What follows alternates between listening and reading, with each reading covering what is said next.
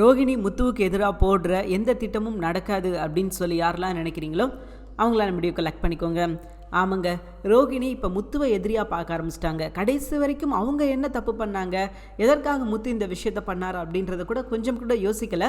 அவங்க என்ன பண்ணுறாங்க அப்படின்னா, இந்த பிரச்சனைக்கு காரணம் யார் அப்படின்னா முத்து தான். நான் முத்துவை சும்மாவே விட மாட்டேன், நிச்சயமாக அவனை பழி வாங்கியே தருவேன் அப்படின்னு சொல்லி வந்து கிளம்பி நிற்கிறாங்க. இது எந்த வகையில் நியாயம் அப்படின்றது சுத்தமாக நமக்கு புரியல. ஏங்க, நீங்கள் தப்பு பண்ணியிருக்கீங்க, நீங்கள் உண்மையை மறைச்சிருக்கீங்க, நீங்கள் பணத்தை ஆட்டையை போட்டிருக்கீங்க.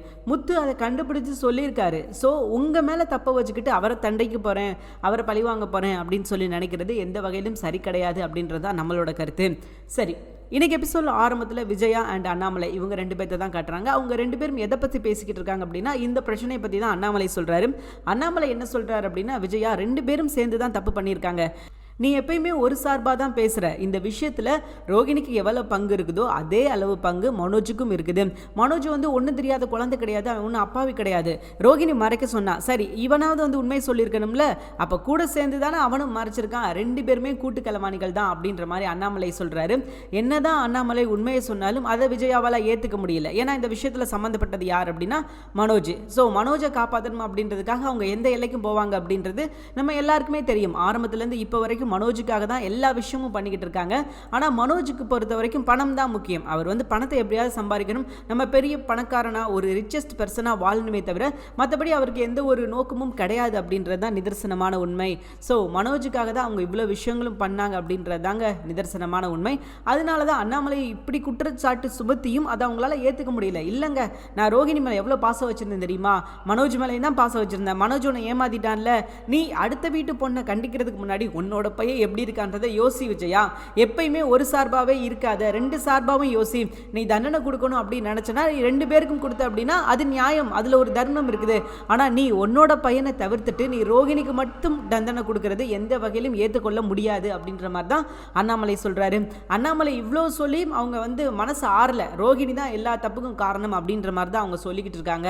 தன்னோட பையன் எந்த தப்புமே பண்ணலை, ரோகிணி தான் அவனை பிரெயின் வாஷ் பண்ணி இப்படி ஒரு விஷயத்தை பண்ண வச்சுட்டா அப்படின்ற மாதிரி அவங்க மீண்டும் அதே விஷயத்தை தான் பண்ணிக்கிட்டு இருக்காங்க. அவங்கள பொறுத்த வரைக்கும் மனோஜ் தப்பு பண்ணிட்டான் அப்படின்ற ஒரு பாயிண்ட்டுக்கே அவங்க வரமாட்டேங்கிறாங்க.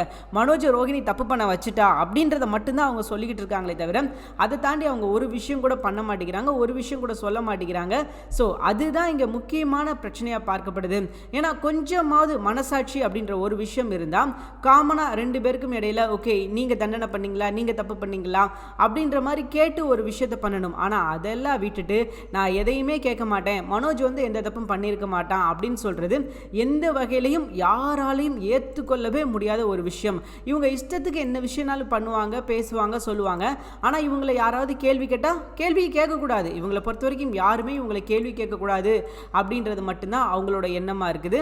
இதெல்லாம் எங்கே போய் முடிய போகுது அப்படின்றது நமக்கு தெரியல. ஆனால் நிச்சயமாக மனோஜால் இதை விட இன்னும் பெரிய பிரச்சனைகள்லாம் வர்றதுக்கு வாய்ப்பு விஜயாவுக்கு ரொம்ப அதிகமாக இருக்குது. இதுக்கப்புறமாவது விஜயா திருந்தினாங்க அல்லது கொஞ்சமாவது மாறினாங்க அப்படின்னா அது அவங்களுக்கு நல்லது. இல்லை அப்படின்னா என்னைக்காக இருந்தாலும் மனோஜ் என்ன முகமோ அதை காமிச்சிட்டு போய்கிட்டே இருப்பார். சரி, இது ஒரு பக்கம் இப்படி போய்கிட்டு இருக்க. இன்னொரு பக்கம் பார்த்தீங்கன்னா ரோஹிணியை காட்டுறாங்க. ரோஹிணி வந்து அழுதுகிட்டு இருக்காங்க, அவங்களோட நிலைமையை நினச்சி புலம்பிக்கிட்டு இருப்பாங்க அப்படின்னு சொல்லி நம்ம எதிர்பார்த்தோம். ஆனால் அதுதான் கிடையாது. அவங்க ஏன் அழுகிறாங்க அப்படின்னா முத்துவை நினச்சி அழுகிறாங்களாம். ஏன் அப்படின்னா முத்து தான் இந்த பிரச்சனைக்கு வந்து எல்லாத்துக்கும் முழுக்க காரணமாக.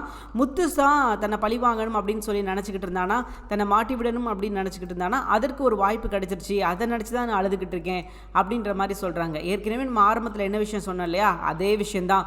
இவங்க என்ன தப்பு பண்ணாங்க, நம்ம எதற்காக இந்த தண்டனை நமக்கு கிடைச்சது அப்படின்ற ஒரு பாயிண்ட்டுக்கே வரவே மாட்டேங்கிறாங்க. அவங்கள பொறுத்த வரைக்கும் முத்துவால தான் இந்த பிரச்சனை, முத்து தான் என்னை மாட்டி விட்டுட்டான் அப்படின்ற மாதிரி தான் இப்போ வரைக்கும் சொல்லிக்கிட்டு இருக்காங்க. இவங்களுக்கு கொஞ்சமாவது மனசாட்சி இருந்துச்சுன்னா யார் தப்பு பண்ணா, நம்ம தப்பு பண்ணியிருக்கோம், அதை அவன் கண்டுபிடிச்சி போட்டு கொடுத்துட்டான், ஆனால் இதுக்கப்புறம் எப்படி வெளியே வர்றது அப்படின்னு தான் யோசிப்பாங்க. ஆனால் இவங்க வந்து அப்படி யோசிக்கல. முத்து இனி அடுத்து எப்படி பழி வாங்கலாம், ஏன்னா நடக்கிற பிரச்சனைகளுக்கு முத்து தான் காரணம், முத்துவால தான் நான் இப்படி இருக்கேன், முத்து தான் எனக்கு வந்து இந்த மாதிரி பண்ணிட்டான், என்னோட பனிஷ்மெண்ட்டுக்கு அவன் தான் காரணம், நான் அவனை சும்மாவே விட மாட்டேன், நிச்சயமாக அவனுக்கு வந்து நான் பனிஷ்மெண்ட் கொடுப்பேன் அப்படின்ற மாதிரி இன்னும் முத்துவை பழி வாங்கணும் அப்படின்னு தான் சுற்றிக்கிட்டு இருக்காங்க. கொஞ்சம் கூட மனசாட்சி இருக்கிற யாராக இருந்தாலும் அட ஆமாப்பா நம்ம தப்பு பண்ணியிருக்கோம் அதனால் இந்த பிரச்சனை வந்திருக்கு அப்படின்னு யோசிப்பாங்க. ஆனால் ரோகிணியை பொறுத்த வரைக்கும் மனசாட்சி அப்படின்ற ஒரு விஷயம் கூட அவங்க கிட்ட இல்லைன்றதுனால அதை யோசிக்கிறதுக்கான வாய்ப்பே இல்லை அப்படின்னு தான் சொல்லி ஆகணும். ஸோ இவங்களை பொறுத்த வரைக்கும் ஒரே ஒரு விஷயம் தான், இப்போதைக்கு முத்துவை எப்படியாவது பழி வாங்கணும் அப்படின்ற ஒரு கணக்கில் தான் அவங்க அலைஞ்சிக்கிட்டு இருக்காங்க. ஏதாவது ஒரு விஷயம் பண்ணி முத்து எங்கேயாவது ஒரு இடத்துல கேட்க மாட்டானா, அப்படி ஒரு இடத்துல வந்து சிக்கன அப்படின்னா அதை வச்சு நம்ம ஒரு பஞ்சாயத்தை இழுத்து விட்டுடலாம் அப்படின்னு சொல்லி வெறி கொண்டு சுற்றிக்கிட்டு இருக்காங்க. இது எங்கே போய் முடிய போகுது அப்படின்னு சொல்லி தெரியல. ஆனால் முத்து இவங்க கிட்ட எப்பயுமே சிக்கக்கூடாது அப்படின்றதான் நம்மளோட ஆசையாக இருக்குது. சரி, இது ஒரு பக்கம் இப்படி போய்கிட்டு இருக்க ரோஹிணி அண்ட் வித்யா இவங்க 2 பேரும் என்ன பேசிக்கிறாங்க அப்படின்னா, மனோஜ் ஏண்டி இப்படி இருக்கான், இப்போ வரைக்கும் உனக்கு ஒரு ஃபோன் பண்ணி நீ என்ன பண்ணிக்கிட்டு இருக்க அப்படின்னு சொல்லி கேட்கல, நீ எங்கே இருக்கன்னு கேட்கல, நிஜமாவே அவன் உனக்கு பிடிச்சி தான் கல்யாணம் பண்ணியா, என்னதான் உங்கள் 2 பேருக்கு இடையில பிரச்சனை, சம்பவம் நடந்தது அவனும் தானே தப்பு பண்ணியிருக்க, அது அவனுக்கே நல்லா தெரியல, தெரிஞ்சும் அவன் ஏன் இப்படி பண்ணுறான், அவன் இப்படி பண்ணுறது சரியே கிடையாது அப்படின்ற மாதிரி சொல்ல ரோஹிணி வந்து அவங்களோட நினச்சி அதாவது அவங்களோட பொழப்ப நினச்சி அழுதுகிட்டு இருக்காங்க. என்னடி பண்ண, நானும் வந்து அவனை வந்து கொஞ்சம் மாற்றிடலாம், என் பக்கம் கொண்டு வந்துடலாம் அப்படின்னு தான் முயற்சி பண்ணிக்கிட்டு இருக்கேன், ஆனால் அதுக்கான வாய்ப்பே கிடைக்க மாட்டேங்குது அப்படின்ற மாதிரி சொல்லி அவன் ஒரு எடுத்தார் கைப்பில்லை, அவன் அப்படி தான் இருப்பான், நீனா கொஞ்சம் சூதுபாதோடு இருந்துக்கோ, இன்றைக்கி வந்து இந்த பிரச்சனை நடந்தது உன்னை வேணாம் அப்படின்னு சொன்னாங்க, எல்லாம் ஓகே, நாளைக்கு உன்னை பற்றின மேலும் உண்மைகள், இது வந்து சாதாரண ஒரு விஷயந்தான், மேலும் உன்னை பற்றின விஷயங்கள் வெளியே வந்துச்சு அப்படின்னா நாளைக்கு அவங்க அம்மா நீ வேணாம் அப்படின்னு சொன்னால் உன்னை தூக்கி எறிஞ்சிட்டு போகிறதுக்கும் அவன் தயங்க மாட்டாண்டி, பார்த்து கவனமாக இரு அப்படின்ற மாதிரி சொல்ல ரோஹிணி அப்போ ஒரு விஷயத்தை யோசிக்கிறாங்க. ஆமாம், இவ சொல்கிறதும் கரெக்டு தான், நாளைக்கு இப்படி ஒரு பிரச்சனை நடந்தது, இது வந்து ஒரு பெரிய இஷ்யூ ஆகுது, ஏன்னா அவங்களுக்கு ஏற்கனவே கல்யாணம் முடிஞ்சது, இந்த விஷயங்கள்லாம் வெளியே தெரிஞ்சது அப்படின்னா நிச்சயமாக மனோஜ் அவங்க அம்மா சொல்கிறது தான் கேட்பாரு. இப்போயே அவங்க அம்மா சொல்கிறத கேட்குற மனோஜ் நாளைக்கு அவங்க அம்மா சொல்கிறத கேட்க மாட்டார் அப்படின்றது எந்த ஒரு உறுதியும் கிடையாது. ஸோ அதனால் இது பிரச்சனை தான் அப்படின்றத ரோஹிணி புரிஞ்சுக்கிறாங்க. பட் என்ன பண்ண முடியும், எதுவுமே பண்ண முடியாது அப்படின்ற ஒரு சிக்கலில் தான் அவங்க இருக்கிறாங்க. ஸோ அதுக்கப்புறம் அப்படியே கட் பண்ணால் விஜயாவை காட்டுறாங்க. விஜயா வந்து அண்ணாமலை ஏற்கனவே என்ன சொல்லிட்டார் அப்படின்னா, நீ இப்படியே பண்ணிக்கிட்டு இருந்த அப்படின்னா நிச்சயமாக ரோஹிணி வந்து மலேசியாவுக்கே கிளம்பி போயிடுவா அப்படின்ற மாதிரி ஒரு சின்ன பயத்தை காமிச்சு விட்டாரு. ஏன்னா இந்த மாதிரி ஏதாவது சொன்னாதான் அவள் வந்து அடங்கி போவா அப்படின்றது அண்ணாமலைக்கு நல்லாவே தெரிஞ்சிருக்குது. ஸோ அதனால தான் அண்ணாமலை இப்படி ஒரு பிட்டை தூக்கி போட்டார். ஏன்னா சேர்த்து வைக்கணும், 2 பேரும் வந்து பிரிஞ்சிருக்கிறது மீனாவுக்கும் பிடிக்கல, நம்ம முத்துவுக்கும் பிடிக்கல, 2 பேரும் பேச வச்சிருங்க, ஆன்ட்டி வந்து பேசக்கூடாது அப்படின்னு நினைக்கிறாங்க, அந்த விஷயத்தை எப்படியாவது பிரேக் பண்ணி 2 பேரையும் பேச வச்சுட்டா போதும், அவங்க 2 பேருக்கு இருக்கிற பிரச்சனை வந்து குறைஞ்சிடும் அப்படின்னு சொல்லி தான் நம்ம மீனா வந்து ஐடியா கொடுத்துருந்தாங்க. ஸோ அந்த ஐடியாவுக்காக தான் நம்ம அண்ணாமலை ரோஹிணி வந்து மலேசியாவே போயிடுவா, நீ இப்படி சண்டை போட்டுக்கிட்டே இருந்த அப்படின்னா நிச்சயமாக அவளுக்கு வந்து மலேசியா போகிறத தவிர வேறு வழி தெரியாது, அவள் டாட்டா சொல்லிட்டு கிளம்பி போயிடுவா அப்படின்ற மாதிரி ஒரு குண்டை தூக்கி போட்டவும் அவங்களுக்கு ஒரு பயம் வந்தது இல்லையா. ஸோ அதனால் விஜயா வந்து ஹாலில் உட்காந்துக்கிட்டு மனோஜ் இங்கே வாடா அப்படின்ற மாதிரி சொல்லிட்டு ரோஹிணிகிட்ட நீ பேசுனியா அப்படின்ற மாதிரி கேட்குறாங்க. இம்மா நீ தானம்மா பேசக்கூடாது அப்படின்னு சொன்னேன், நீ சொன்னதுக்கப்புறம் நான் அவகிட்ட ஃபோன் பண்ணி பேசவே இல்லை அப்படின்ற மாதிரி இவர் சொல்ல, சரி நீ ஃபோன் பண்ணு, அவள் எங்கே இருக்கான்னு கேளு அப்படின்ற மாதிரி விஜயா சொல்கிறாங்க. மனோஜும் ஃபோன் போடுறதுக்காக ட்ரை பண்ணுறாரு. ரோஹிணிக்கு வந்து ஃபோன் போகுது, ஆனால் அவங்க எடுக்க மாட்டேங்கிறாங்க, அவங்க எல்லாம் பார்த்துட்டு தான் எடுக்க மாட்டேங்கிறாங்க. மனோஜ் ஃபோன் பண்ணுறான், எடுக்க வேண்டாம் கொஞ்சம் நேரம் விட்டு பிடிப்போம் அப்படின்ற மாதிரி சொல்லிட்டு தான் அவங்க என்ன பண்ணுறாங்க அப்படின்னா ஃபோனை அட்டன் பண்ணலை. 1க்கு 2 தடவை கூட்டு பார்க்குறாரு, ஃபோனை அட்டன் பண்ணலை. இப்போ விஜயா கிட்ட சொல்கிறாரு, இல்லைம்மா நான் ஃபோன் போடுறேன் ஆனால் அவள் எடுக்க மாட்டேங்கிறா அப்படின்ற மாதிரி சொல்ல, ஏன் இவளுக்கு நான் ஃபோன் பண்ணி இவ கிட்ட மன்னிப்பு கேட்கணுமா, இவளை பிடிச்சி நான் தாங்கணுமா, அதுக்காக தான் உன் ஃபோனை எடுக்க மாட்டேங்கிறாளா அப்படின்ற மாதிரி சொல்ல, ஏம்மா அதெல்லாம் இருக்காதுமா, நானும் 2 நாளாக பேசலைல, கோவத்தில் இருப்பா அப்படின்ற மாதிரி மனோஜ் சொல்லிட்டு அதுக்கப்புறம் பார்லருக்கு ஃபோன் பண்ணி கேட்குறாரு. பார்லர்லையும் அவங்க வரல அப்படின்ற மாதிரி சொல்லிட்டாங்க. அப்போது வேறு என்னடா பண்ணுறது, வேறு எங்கேம்மா போயிருப்பா அப்படின்ற மாதிரி யோசிக்கும் போது இங்கிட்டு முத்து மீனா இது எல்லாத்தையும் கவனிச்சுக்கிட்டு அவங்க என்ன சொல்கிறாங்க அப்படின்னா, நார்மலாக நீ சண்டை போட்டால் எங்கள் மீனா போவேன், எங்கள் அம்மா வீட்டுக்கு போவேன், உனக்கு அம்மா இல்லைன்னா என் ஃப்ரெண்டு வீட்டுக்கு போவேன், அப்போ ஃப்ரெண்டு வீட்டுக்கு தான் போயிருப்பாங்க, இது கூட தெரியாது, ஏன் மீனா நம்ம இப்படி யோசிக்கிற அளவு கூட அவங்களுக்கு அறிவு கிடையாது அப்படின்ற மாதிரி சாடமாடியாக பேசுகிறாங்க. உடனே மனோஜுக்கு வந்து ஒரு ஐடியா பிறக்குது, கண்டிப்பாக வித்யா வீட்டுக்கு தான் போயிருப்பா அப்படின்னு சொல்லிட்டு வித்யா வீட்டுக்கு ஒரு கால் பண்ணுறாங்க. வித்யா வந்து ஃபோனை எடுக்க வேணாம் அப்படின்னு சொல்லி ஆல்ரெடி ரோஹிணி சொல்லிட்டாங்க, இல்லை ஃபோன் பண்ணுவான் நீ எடுக்காத அப்படின்ற மாதிரி சொல்லிட்டாங்க. ஏன்னா கொஞ்ச நேரம் விட்டு பிடிக்கணும், இவனை வந்து இப்படியே விட்டோம் அப்படின்னா இது சரிப்பட்டு வராது, ஸோ கொஞ்சம் விட்டு பிடிச்சி பார்ப்போமே அப்படின்னு சொல்லிட்டு தான் நம்ம ரோஹிணி வந்து விட்டு பிடிக்கலாம் அப்படின்னு முயற்சி பண்ணியிருக்காங்க. ஸோ ஃபோனை கொஞ்ச நேரம் கழிச்சு அவங்களே அட்டன் பண்ணிடுறாங்க. ஸோ அட்டன் பண்ணி என்ன சொல்கிறாங்க அப்படின்னா, என்ன மனோஜ் அப்படின்ற மாதிரி வித்யா கேட்க, ரோஹிணி அங்கே இருக்காளா அப்படின்ற மாதிரி மனோஜ் கேட்க, இல்லை மனோஜ் ரோஹிணி இங்கே இல்லை அப்படின்ற மாதிரி அவங்க எடுத்தோன்னே சொல்லிடுவாங்க. மனோஜ் வந்து சந்தேகப்பட்டு கேட்குறாரு, நான் என்ன கேட்க வரேன்னு கூட உனக்கு தெரியாது, ஆனால் அதுக்கு முன்னாடி ரோஹிணி இங்கே இல்லைன்னு சொல்கிறேன், அப்போ ரோஹிணி அங்கே தானே இருக்கா அப்படின்ற மாதிரி கேட்குறாரு நம்ம மனோஜ். இல்லை அப்படின்ற மாதிரி அவங்களும் சமாளித்து பார்க்குறாங்க. ஸோ பக்கத்தில் தான் இருக்காங்க அப்படின்னு சொல்லி மனோஜுக்கும் நல்லாவே தெரியும். ஆனால் இருந்தாலும் என்ன பண்ண, கொஞ்சம் நேரம் சமாளித்து தானே ஆகணும், சமாளிச்சுட்டு எங்கள் அம்மா அவளை மன்னிச்சிட்டாங்களா, நீ வர சொல்லு அவளை அப்படின்ற மாதிரி சொல்கிறாரு நம்ம மனோஜ். ஸோ ரோஹிணிக்கு அதிலே கொஞ்சம் பயம் வந்துருச்சு. ரைட்டு, இதுக்கப்புறம் நம்ம வந்து வீட்டுக்கு போனால் தான் கரெக்டாக இருக்கும், இங்கே இருந்துக்கிட்டு எல்லா விஷயத்தையும் பண்ணிடலாம் அப்படின்னு நினைக்கிறது எந்த வகையிலும் சரி கிடையாது, நம்ம கண்டிப்பாக அந்த வீட்டுக்குள்ளே மறுபடியும் போனால் தான் இந்த பிரச்சனைக்கு ஒரு சொல்யூஷன் கிடைக்கும் அப்படின்றத ரோஹிணி புரிஞ்சுக்கிறாங்க. சொல்லிட்டாங்க. ஏன்னா திரும்ப திரும்ப இங்கேயே இருந்து நம்மளால் எதுவுமே பண்ண முடியாது, அதே வீட்டுக்குள்ளே போனால் தான் நம்மளால் என்ன விஷயங்கள் பண்ண முடியுமோ அதை பண்ண முடியும் அப்படின்ற மாதிரி சொல்லிட்டு, அப்போ வித்யா என்ன சொல்கிறாங்க அப்படின்னா, சரி நான் ரோஹிணி வந்தோடனே நான் வர சொல்லிடுறேன் அப்படின்ற மாதிரி சொல்லிட்டு அவங்க ஃபோனை வைக்கிறாங்க. ஏன்னா இதுக்கப்புறம் அவங்க வந்து பேசினா எல்லாத்தையும் உளறிட்டாங்க, இதுக்கப்புறம் உளறதுக்கு ஒரு விஷயம் கூட கிடையாது. ஸோ எல்லா விஷயத்தையும் கிட்டத்தட்ட மேக்ஸிமமாக சொல்லிட்டாங்க, இதுதான் நடந்திருக்கு, இங்கே தான் இருக்கா அப்படின்னு சொல்ல எல்லாத்தையும் சொல்லாமல் சொல்லிட்டாங்க. அப்போது வித்யா வந்து ரொம்ப அவேர்னஸ் பண்ணுறாங்க. என்ன சொல்கிறாங்க அப்படின்னா, ரோஹிணி நீ இதுக்கப்புறம் ரொம்பவே ஜாக்கிரதையாக இருக்கணும், நீ ஏதாவது ஒரு சின்ன தப்பு பண்ணால் அது உன்னோட வாழ்க்கையை ஒட்டுமொத்தமாக பாதிச்சிடும். ஏன்னா நல்லா கேளு, நீ மனோஜுக்காக நீ எந்த விஷயங்கள் பண்ணாலும் அவன் அம்மா பிள்ளையாக தான் இருக்கான், எடுத்தார் கைப்பிள்ளை தான் அவன், அவனை மாற்ற முடியாது, அவன் கொஞ்சம் கூட திருந்த மாட்டான். ஆனால் உனக்காக, நீ என்னோட ஃப்ரெண்ட் அப்படின்றதுக்காக நான் ஒரு விஷயத்தை உங்ககிட்ட தெளிவாக சொல்லிக்கிறேன், ரொம்ப ஜாக்கிரதையாக இரு மனோஜ் விஷயத்தில். மனோஜ் விஷயத்தில் நீ எங்கேயாவது அசால்ட்டாக இருந்த அப்படின்னா அது நிச்சயமாக உனக்கு பிரச்சனை தான். ஸோ நான் சொல்கிற ஒரு விஷயத்தை நீ நல்லா புரிஞ்சுக்கோ, நீ எப்பயுமே நீ மனோஜை நம்பாத அப்படின்ற மாதிரி ரொம்ப தெளிவாக சொல்கிறாங்க.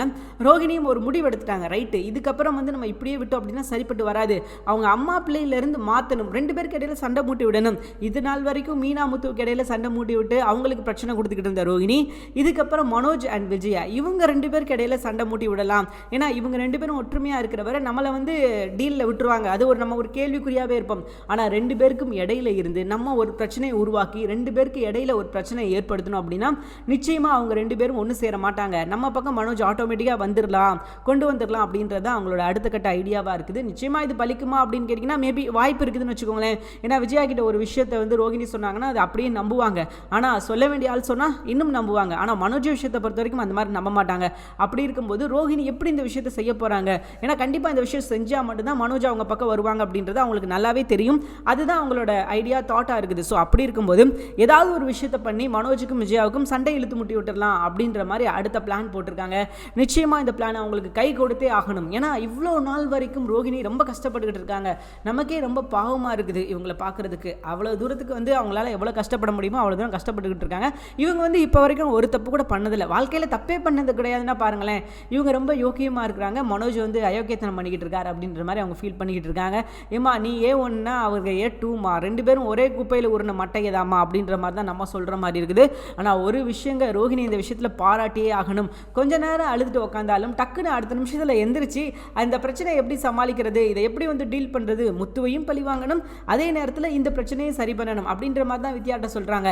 இந்த இடத்துல என்னால் கோவப்பட முடியாது, இது வந்து கோவப்பட வேண்டிய நேரமே கிடையாது, இவங்க இப்போதைக்கு இவங்க கிட்ட அடங்கி தான் நான் போய் ஆகணும் அப்படின்ற மாதிரி அவங்களுக்கு நல்லா தெரியுது. ஸோ அவங்க முடிவெடுத்துட்டாங்க, இந்த முறை நமக்கு கோவப்படுறதுக்கான ரைட்ஸே கிடையாது. ஏன்னா உண்மை வெளியே வந்துருச்சு, அது பெரிய பிரச்சனையாகிடுச்சு. ஸோ பிளா பிளா பிளா எக்ஸ்ட்ராவாக முடிஞ்சு போச்சு. ஆனால் இந்த முடிஞ்ச பிரச்சனையை திருப்பி தோண்டி நான் போய் சொன்னேன் அப்படி இப்படின்னு சொல்லி எதுவுமே சொல்ல முடியாது, எதுவுமே பண்ண முடியாது. ஏன்னா எல்லா உண்மையும் வெளியே வந்துருச்சு. ஆனால் இப்போ அவங்க நம்மளை ஏற்றுக்கிடணும் அப்படின்னா சில விஷயங்கள் நம்ம பண்ணி தான் ஆகணும் அப்படின்ற மாதிரி சொல்லிட்டு நேராக வீட்டுக்கு கிளம்பிட்டாங்க. அதாவது இதுக்கப்புறம் அவங்க செய்ய போகிறது சஸ்பென்ஸ் அப்படின்ற மாதிரி சொல்லியிருக்காங்க. நமக்கு தெரியும் ரோஹிணி என்ன பண்ண போகிறாங்க அப்படின்னு சொல்லி, நமக்கு சொல்லி தெரியணும் அப்படின்ற அவசியம் கிடையாது. கிரிமினல் தனமாக ஏதாவது கேவலமாக யோசிப்பாங்க, அவங்களுக்கு அதை தாண்டி பிரெயினில் வேறு ஒன்றுமே கிடையாது, சுத்த ஒரு முட்டாள் அப்படின்னு சொல்லலாம். இந்த பிரச்சனையை அழகாக முடிக்க வேண்டிய பிரச்சனை இவ்வளோ தூரத்துக்கு வளர்த்து விட்டு இன்றைக்கி இவ்வளோ பெரிய பிரச்சனையாக வந்து இவங்க வீட்டை விட்டு வெளியே போகிற அளவுக்கு இவ்வளோ பெரிய பிரச்சனையாக வந்திருக்குது அப்படின்னா அதுக்கு முழுக்க முழுக்க காரணம் அவங்க மட்டும்தான். இந்த பிரச்சனையை அழகாக முடிக்க வேண்டிய பிரச்சனையை இவ்வளோ பெருசாக மாற்றினது அவங்க தான், அவங்களால தான் இந்த பிரச்சனை உருவானது அப்படின்னு கூட சொல்லலாம்.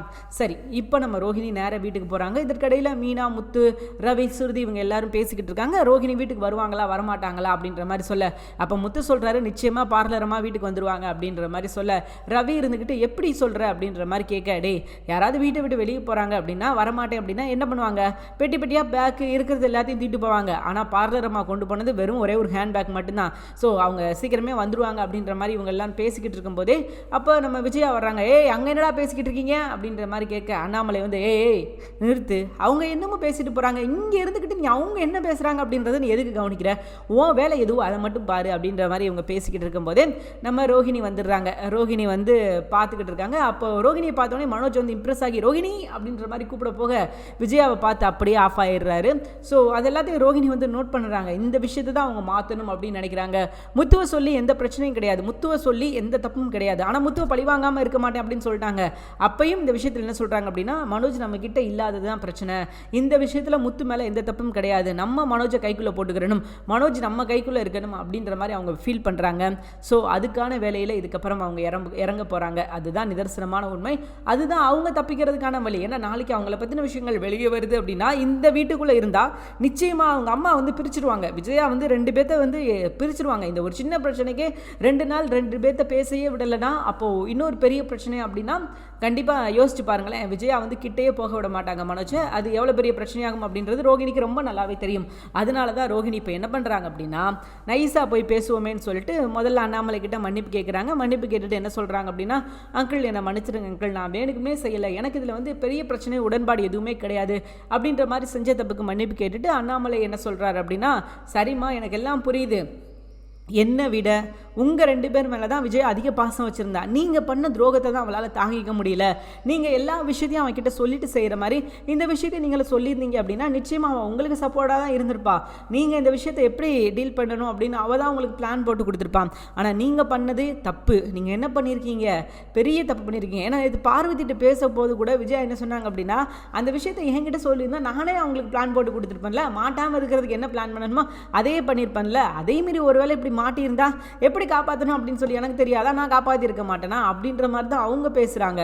ஸோ இது நார்மலாக யோசிச்சு பாருங்களேன். முத்து இந்த இடத்துல கோவப்பட்டு விஜயாவை அடித்தாலும் ஆச்சரியப்படுறதுக்கு கிடையாது விஜயா பண்ணுற விஷயங்களுக்கு.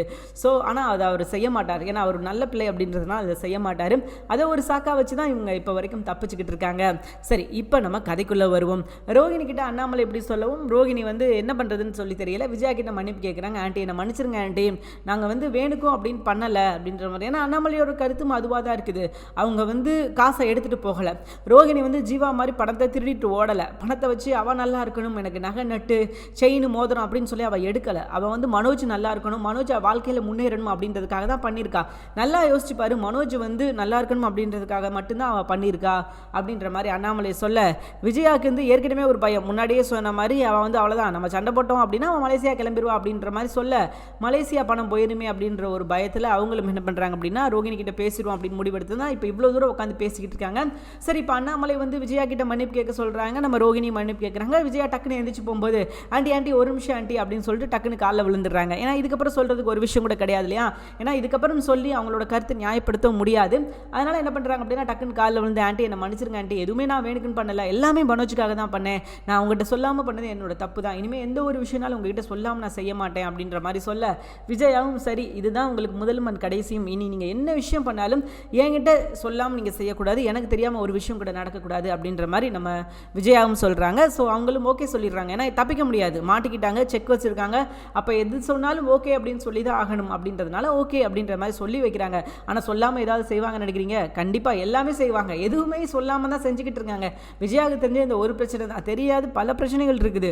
ஸோ பார்க்கலாம் இது என்ன நடக்குது, எங்கே கொண்டு போய் இந்த பிரச்சனை முடிய போகுது அப்படின்னு சொல்லி தெரியல. அப்போது எல்லாருக்கும் ஓரளவுக்கு சின்ன சந்தோஷம். ஏன்னா இவ்வளவு நாள் பிரச்சனை போய்கிட்டு இருந்தது, இந்த பிரச்சனை ஓரளவுக்கு முடிஞ்சிருச்சு அப்படிங்கும்போது ஒரு சின்ன ஆறுதல். ஏன் நமக்கே கொஞ்சம் ஆறுதல்னு வச்சுக்கோங்களேன். அப்பாடா இந்த பிரச்சனை இப்போயாவது முடிச்சு விட்டீங்களா, தயவு செஞ்சு முடிச்சு விடுங்களா அப்படின்னு சொல்லி நம்மளே எதிர்பார்த்துக்கிட்டு இருந்தோம். ஸோ அதை ஒரு வழியாக முடிச்சு விட்டாங்க. ஏன்னா நல்லா யோசிச்சு பாருங்களேன், இதே இடத்துல மீனா அந்த இடத்துல இருந்தாங்க அப்படின்னா மீனாவை ட்ரீட் பண்ணுற விஜயா என்ன பண்ணுவாங்க? மீனாவை ட்ரீட் பண்ணுறதே வேற மாதிரி இருக்கும். கொஞ்சம் கூட வந்து ஒரு மனசாட்சியோட மனிதத்தன்மையோடவே நடந்துக்க மாட்டாங்க. அவள் வீட்டுக்குள்ளே வரக்கூடாது அப்படின்னா வீட்டுக்குள்ளே வரக்கூடாதும்பாங்க.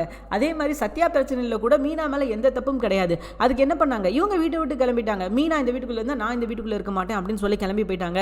ஸோ இதெல்லாம் பார்க்கும்போது நமக்கே தெரியும் அவங்க எப்பயுமே ஒரு தலைப்பட்சமாக தான் செயல்பட்டுக்கிட்டு இருப்பாங்க. அவங்களுக்கு வந்து நியாயம் நடுநிலை அப்படின்னா என்னன்னே தெரியாது. அதை பற்றியெல்லாம் அவங்க பேசவே மாட்டாங்க, அந்த பாயிண்ட்டுக்குள்ளே அவங்க வரவே மாட்டாங்க அப்படின்றது நமக்கு ரொம்ப நல்லாவே தெரியும். ஸோ அந்த விஷயத்தை வச்சு தான் நம்ம என்ன சொல்கிறோம் அப்படின்னா விஜயா எப்பயுமே திருந்த மாட்டாங்க, அதற்காக வருந்தவும் மாட்டாங்க, அவங்க மாறவும் மாட்டாங்க அப்படின்றத நம்மளால் ரொம்ப ஈஸியாக புரிஞ்சிக்க முடியும் அப்படின்றது நிதர்சனமான உண்மை. சரி, இப்போது அடுத்த என்ன பிரச்சனை போகுது அப்படின்னா இவங்க 2 பேர்த்தையும் மன்னிச்சு விட்டுட்டாங்க இல்லையா. அப்போ நம்ம முத்து வந்து குறுக்க வர்றாரு. குறுக்க வந்து எல்லாம் ஓகே, பட் நீதிபதி சொன்ன தீர்ப்பில் எனக்கு பிரச்சனை அப்படின்ற மாதிரி சொல்கிறாரு.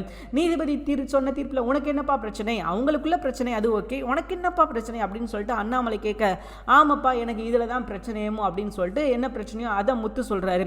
எல்லாம் ஓகே, பட் எனக்கு தேவை இந்த பணம். அப்பாவோட 27 லட்ச ரூபாயில் தான் இந்த கம்பெனி ஆரம்பிச்சிருக்கான். ஓகே, எல்லாம் ஓகே, பிரச்சனை கிடையாது. ஆனால் அந்த அப்பாவுக்கு 27 லட்ச ரூபா இன்னும் கொடுக்கல. ஸோ அதுக்கு பதில் அப்பாவை தான் அந்த கம்பெனியோட முதலாளி ஆக்கணும், அவர் தான் இனிமேல் ஓனர்ஷிப் அப்படின்ற மாதிரி சொல்ல. ஏன்னா நல்லா பாருங்களேன், இது வந்து மொத்தமாக அப்பாவோட பேரில் இருக்கணும், இல்லை அப்படியா என் பேரில் ரவி பேரில் ஓன் பேரில் 3 பேரும் பார்ட்னர்ஷிப்பில் நடத்தலாம், என்ன சொல்கிற அப்படின்ற மாதிரி கேட்க மனோஜுக்கு வந்து உடுக்கடிக்க ஆரம்பிச்சிருச்சு.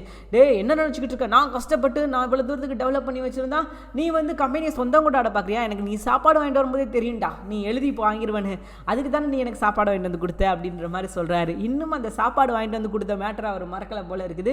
பாவமே அப்படின்னு சொல்லிட்டு சாப்பாடு வாங்கிட்டு வந்து கொடுத்தா என் பணத்தை ஆட்டையை போட, என் கம்பெனி ஆட்டை போடுறான் அப்படின்னு சொல்லிட்டு கதறிக்கிட்டு இருக்காரு நம்ம மனோஜ். ஆனால் முத்து நீ என்ன வேணால் நினச்சிக்கோ, ஆனால் இந்த விஷயத்தில் என்னோட முடிவு ஒன்று, அந்த கம்பெனிக்கு அப்பா ஓனராக இருக்கணும். பாவம் அவர் வெளியே போய் கஷ்டப்படுறாரு. ஸோ அந்த விஷயம் வந்து எனக்கு பிடிக்கல. ஏன்னா ஒரு கம்பெனியோட ஓனராக இருக்கிறாரு, அவர் பணத்தில் தான் நீ அந்த கம்பெனியை ஆரம்பிச்சிருக்க. அப்படின்றப்ப அந்த கம்பெனியோட ஓனர் அப்பாவாக இருக்கணும். அப்படி இல்லையா 3 பேரோட பேரில் அந்த கம்பெனியை மாற்று அப்படின்ற மாதிரி முத்து ப்ரெஷர் போட ஆரம்பிச்சிட்டாரு. ஸோ வசமாக சிக்கிக்கிட்டாங்க நம்ம ரோகிணி, விஜயா அண்ட் மனோஜ். அடுத்து என்ன, இந்த மேட்டரை வந்து நம்ம மனோஜ் ஏற்றுக்க மாட்டேங்கிறாரு. அதெல்லாம் முடியாது, நான் கஷ்டப்பட்டு இவ்வளோ தூரம் நான் டெவலப் பண்ணி வச்சுருக்கேன், அதில் ஒவ்வொரு செங்கல்லையும் ஒவ்வொரு சிமெண்ட்லையும் என்னோட ரத்தம் இருக்குது, என்னோட உழைப்பு இருக்குது அப்படின்ற மாதிரி பந்தாவாக சொல்ல, நீ என்ன வேணால் இருந்துட்டு போட்டோம், காசு மொத்தம் அப்பாவோடது, உன் ரத்தமோ உன் கதையோ எதுவானா இருந்துட்டு போட்டோம், ஆனால் காசு எல்லாம் அப்பாவோடது, உயிரே அப்பாவோடதுடா அப்படின்ற மாதிரி சொல்கிறாரு. இதயமே அப்பாவோடது அப்படின்ற மாதிரிலாம் சொல்கிறாரு முத்து. ஸோ நீ என்ன வேணால் பண்ணிக்கோ, அந்த கம்பெனியோட ஓனர் ஒன்று அப்பாவாக இருக்கணும், இல்லை நம்ம 3 பேராக இருக்கணும் அப்படின்ற மாதிரி சொல்ல, நீ என்ன பண்ணுவோம் எது பண்ணுவோம் தெரியாது, சீக்கிரம் யோசிச்சு என்ன பண்ணலான்னு சொல்லு அப்படின்ற மாதிரி இவருக்கு வாய்ப்பு கொடுத்துட்டாங்க. இதுக்கப்புறம் இவர் யோசிச்சு என்ன சொல்ல போகிறார் அப்படின்னு சொல்லி தெரியல. கண்டிப்பாக விஜயா வந்து அடுத்த பிளானை போட ஆரம்பிச்சிருவாங்க. அவங்களோட அடுத்த டார்கெட் யார் அப்படின்னா ரோகிணி தான். ரோகிணி வந்து இப்போ வரைக்கும் ஒருத்த பைசா வீட்டுக்குன்னு கொடுத்ததே கிடையாது. மாமா கொடுத்தாரு அப்படின்னு சொன்னதும் போய் எல்லாம் போய், சரி இவகிட்ட பணம் கேட்கல அப்படின்னு முடிவு பண்ண விஜயா என்ன சொல்கிறாங்க அப்படின்னா, நீ என்ன பண்ணுவோ எது பண்ணுவோ தெரியாத ரோகிணி, நீ வந்து இந்த பிரச்சனைக்கு முடிவு கொண்டு வரணும் அப்படின்னா ஒரே ஒரு விஷயந்தான் இருக்குது. உங்கள் மாமா கிட்ட பணத்தை கேளு, பணத்தை கேட்டு அந்த பணத்தை வாங்கி இவங்க மூஞ்சில் எரிஞ்சிருவோம். அந்த மூஞ்சில் எரிஞ்சிட்டோம் அப்படின்னா நமக்கு இந்த பிரச்சனை முடிஞ்சிடும். நீ உங்கள் மாமாவுக்கு ஃபோன் பண்ணி பணத்தை கேளு. ஸோ நீ பணத்தை கேட்ட அப்படின்னா நிச்சயமாக அவர் பணம் கொடுப்பாரு. அந்த பணத்தை வச்சு இவங்க மூஞ்சில் கரிய பூசி இவங்களை நம்ம அட்டைக்கு ஒடுக்கிடலாம். இதுக்கப்புறமா இவங்க தலை தூக்கவே முடியாது, அந்த அளவுக்கு நம்ம செஞ்சு விட்டுடலாம், சம்பவம் செய்கிறோம் அப்படின்ற மாதிரி இவர் சொல்ல ரோகிணிக்கு பயம் வருது. மறுபடியும் அங்கே சுற்றி இங்கே சுற்றி என்கிட்ட தான் வருவீங்களாடா, நாம் யாருக்கு என்ன தீங்கு செய்தோம், நமக்கு மட்டும் ஏன் அப்படின்ற மாதிரி ரோகிணி ரொம்ப ஃபீலிங்கில் இருக்கிறாங்க. ஆனால் ரோகிணியோட இந்த ஃபீலிங்க்கு எந்த ஒரு பயனும் இல்லை அப்படின்னு தான் சொல்லி ஆகணும். ஏன்னா அவங்க எல்லாத்தையும் கடந்துட்டாங்க. இந்த பிரச்சனை எப்படி சமாளிக்க போகிறாங்க அப்படின்றத பொறுத்திருந்து பார்க்கலாம். தேங்க்யூ ஃபார் வாட்சிங்.